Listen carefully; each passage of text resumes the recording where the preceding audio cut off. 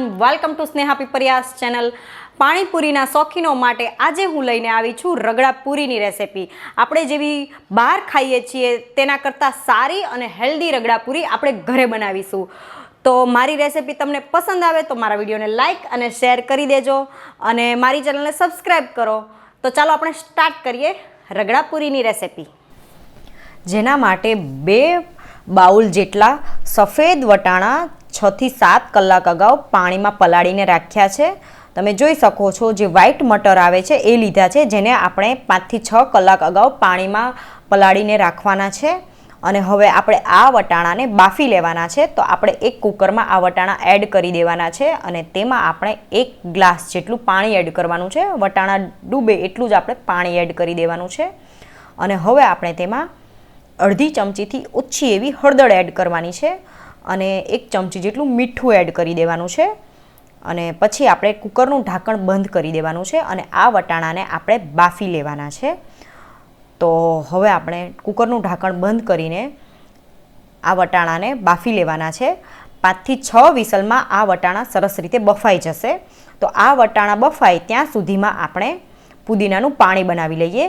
જેના માટે મેં અહીંયા એક મોટી ડીશ ભરીને પુદીનાના પાન લીધા છે. અહીંયા મેં પુદીનાના ફ્રેશ પાન લીધા છે.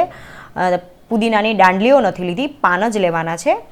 અને એક નાની ડીશ જેટલા ધાણા લીધા છે, જેની દાંડલીઓ મેં રહેવા દીધી છે, જેનો ટેસ્ટ બહુ સરસ આવે છે એટલે મેં ધાણાની દાંડલીઓ રહેવા દીધી છે. 5 કળી જેટલું લસણ લીધું છે. લસણવાળું પાણી બહુ જ સરસ લાગતું હોય છે. અને આદુનો ટુકડો લીધો છે, જેની છાલ મેં કાઢી લીધી છે.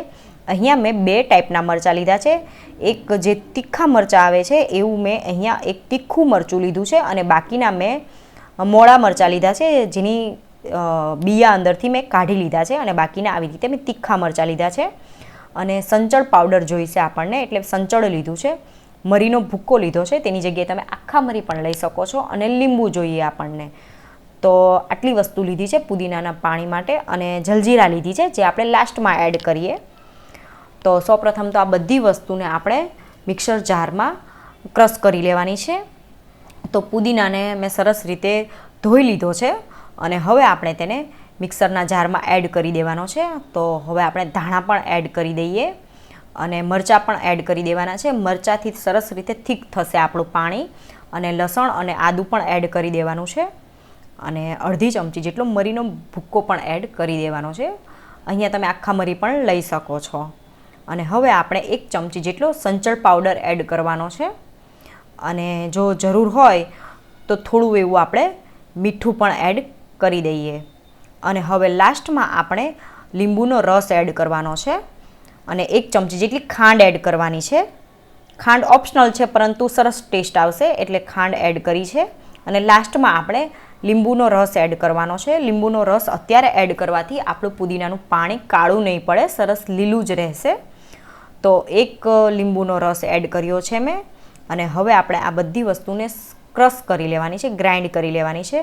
તો અહીંયા આપણે થોડું એવું જ પાણી એડ કરવાનું છે, જેથી સરસ રીતે બધી વસ્તુ ગ્રાઇન્ડ થઈ જાય. તો આપણે થોડું એવું પાણી એડ કરી દઈએ અને સરસ સ્મૂથ પેસ્ટ બનાવી લેવાની છે. તો સરસ રીતે ગ્રાઇન્ડ મેં કરી લીધું છે, તમે જોઈ શકો છો. હું તમને ચમચીએથી બતાવું. સરસ રીતે સ્મૂથ પેસ્ટ બની ગઈ છે. તો હવે આપણે આ ગ્રીન પેસ્ટને એક મોટા બાઉલમાં એડ કરી દેવાની છે. તો આપણે બધી પેસ્ટને એક બાઉલમાં એડ કરી દીધા પછી આપણે તેમાં પાણી એડ કરવાનું છે. તમે નોર્મલ વોટર અથવા તો ઠંડુ પાણી લઈ શકો છો, પરંતુ રગડા પૂરી છે એટલે નોર્મલ વોટર જ લેવાનું છે. તો અહીંયા હું 2 ગ્લાસ જેટલું પાણી એડ કરી દઉં છું. અને લાસ્ટમાં આપણે જલજીરાનું 1 પેકેટ એડ કરવાનું છે. અને હવે આપણું આ પાણી સરસ રીતે રેડી છે. અને અહીંયા આપણે આ પાણીને ગાળવાની પણ જરૂર નહીં પડે. અને સરસ રીતે પાણી થઈ ગયું છે. સરસ કલર પણ ગ્રીન આવી ગયો છે, તમે જોઈ શકો છો. અને ટેસ્ટમાં તો બહુ જ સરસ આ પાણી બને છે. તો હવે આપણું આ પાણી રેડી છે. તો હવે આપણા વટાણા પણ બફાઈ ગયા છે. તો આપણે ચેક કરી લઈએ. તો સરસ રીતે આપણા આ વટાણા બફાઈ ગયા છે. હું તમને હાથની મદદથી બતાવું. સરસ રીતે બફાઈ ગયા છે આ વટાણા. તો હવે આપણે રગડો બનાવી લઈએ. તો આવી રીતે વટાણાને આપણે થોડા મેશ કરી લેવાના છે. સાવ મેશ નથી કરવાના, થોડા આવી રીતે આપણે મેશ કરી લેવાના છે. અને હવે આપણે રગડો બનાવી લઈએ. જેના માટે એક પેનમાં આપણે 2 થી 3 ચમચી જેટલું જ તેલ ગરમ કરવા માટે મૂકવાનું છે. અને તેલ ગરમ થઈ જાય પછી આપણે તેમાં હિંગ એડ કરી દેવાની છે. તો તેલ ગરમ થઈ ગયું છે તો આપણે અડધી ચમચીથી પણ ઓછી એવી હિંગ એડ કરી દઈએ. અને પછી તેમાં આપણે આદુ અને મરચાંની પેસ્ટ એડ કરવાની છે. અને સરસ રીતે આ બંને વસ્તુને આપણે સાંતળી લેવાની છે. તો આ બંને વસ્તુ સરસ રીતે સંતળાઈ જાય પછી આપણે તેમાં બાફેલા જે વટાણા છે તે એડ કરી દેવાના છે. અને ચમચાની મદદથી સરસ રીતે મિક્સ કરી દેવાનું છે. અને હવે આપણે તેમાં થોડું પાણી એડ કરવાનું છે. તો પાણી એડ કર્યા પછી ફરીથી આપણે મિક્સ કરી દઈએ. અને હવે આપણે તેમાં બાફેલા બટાટા એડ કરવાના છે. તો અહીંયા મેં 2 બટાટા આવી રીતે મેશ કરીને લીધા છે, છૂંદીને લીધા છે બટાટાને. અને હવે આપણે તે એડ કરી દેવાના છે. 2 બટાટા મીડિયમ સાઇઝના મેં ઓલરેડી બાફીને મેશ કરીને રાખ્યા છે, તે આપણે એડ કરી દેવાના છે. અને આ મિશ્રણને આપણે સરસ રીતે ઉકળવા દેવાનું છે. અને અહીંયા આપણે ગેસની ફ્લેમ મીડિયમ જ રાખવાની છે. તો હવે આપણે મીઠું એડ કરી દેવાનું છે ટેસ્ટ અકોર્ડિંગ. અને 1 ચમચી જેટલો આપણે ધાણા જીરું પાવડર એડ કરવાનું છે. અને 1 ચમચી જેટલું આપણે ચાટ મસાલો એડ કરવાનો છે. ચાટ મસાલાનો ટેસ્ટ બહુ જ સરસ આવે છે. અને અડધી ચમચીથી પણ ઓછો એવો આપણે ગરમ મસાલો એડ કરવાનો છે. અને હવે આપણે આ બધી વસ્તુને આપણે સરસ રીતે મિક્સ કરી દેવાની છે. અને આ રગડાને આપણે ઉકળવા દેવાનો છે. અને હવે આપણે તેમાં ખજૂર અને આંબલીનો જાડો રસ એડ કરવાનો છે. સરસ રીતે મિક્સ કર્યા પછી આપણે આ રગડામાં ખજૂર અને આંબલીનો જાડો રસ એડ કરવાનો છે, 2 મોટી ચમચી જેટલો. અને ફરીથી આપણે ચમચાની મદદથી મિક્સ કરી દેવાનું છે. ખજૂર આંબલીના રસથી આ રગડામાં સરસ ટેસ્ટ આવશે અને ગળપણ પણ આવશે અને ખાટું પણ લાગશે. અને ચાટ મસાલો આપણે એડ કર્યો છે અને આંબલીનો રસ એડ કર્યો છે એટલે લીંબુની જો જરૂર હોય તો એડ કરવું, નહીં તો તમારે તેને સ્કીપ પણ કરી શકો છો.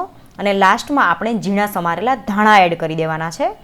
અને અહીંયા આપણે રગડાની તમારે જે થિકનેસ રાખવી હોય એ રાખી શકો છો. તો હવે આપણો રગડો રેડી છે, તમે જોઈ શકો છો. બહુ આછો પણ નહીં અને બહુ પાતળો પણ નહીં, એવો રગડો મેં રેડી કરી લીધો છે. તો હવે આપણે ગેસની ફ્લેમ બંધ કરી દઈએ. અને હવે આપણે બનાવી લેવાનું છે કાંદાવાળું સલાડ.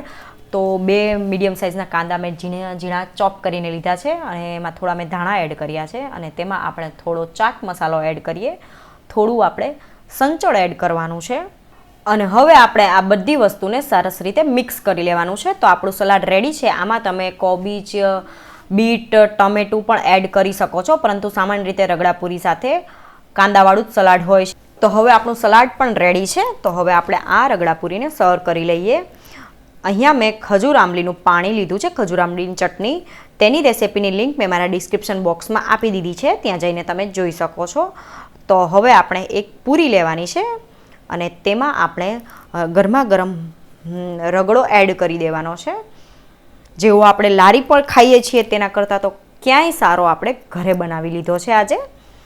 અને હવે આપણે તેમાં થોડુંક ખજૂર આંબલીનું પાણી એડ કરી દેવાનું છે. અને હવે આપણે જે પુદીનાનું પાણી રેડી કર્યું છે તે એડ કરી દેવાનું છે. તો હવે આપણી આ રગડા પૂરી રેડી છે. અને થોડું આપણે તેમાં કાંદાનું સલાડ એડ કરી દઈએ. તો આવી જ રીતે હું બીજી પૂરી પણ તમને ભરીને બતાવું. આ રગડો થોડો ગરમ હોય તો જ મજા આવશે, એટલે આ રગડો ગરમા ગરમ જ સર્વ કરવામાં આવે છે. અને તેમાં આપણે ખજૂર આંબલીનું પાણી એડ કરી દેવાનું છે, પુદીનાનું પાણી એડ કરી દેવાનું છે. અને જે કાંદાનું સલાડ બનાવ્યું છે તે પણ આપણે એડ કરી દેવાનું છે. તો સરસ ટેસ્ટી એવી રગડા પૂરી રેડી છે. મારા મોઢામાં તો પાણી આવી રહ્યું છે. જો તમને મારી આ રેસિપી પસંદ આવી હોય તો મારા વિડીયોને લાઇક અને શેર જરૂરથી કરો, મારી ચેનલને સબસ્ક્રાઈબ કરો અને સાથે મને મારા ફેસબુક પેજ સ્નેહા પીપરિયા વ્લોગમાં પણ ફોલો કરો. Thank you.